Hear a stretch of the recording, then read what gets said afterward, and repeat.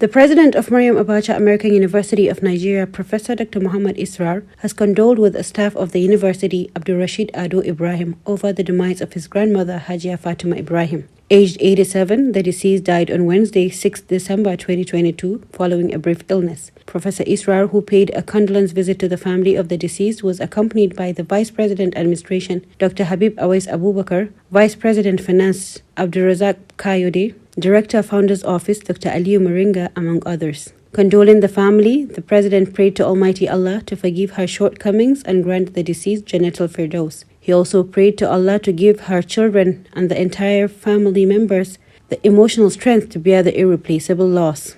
On behalf of the management and the entire university committee, we wish to extend our deepest heartfelt condolences over the death of our mother, Hajia Fatima Ibrahim. The deceased, who left behind many children and grandchildren, had since been buried in accordance with the Islamic rites in Kano metropolis.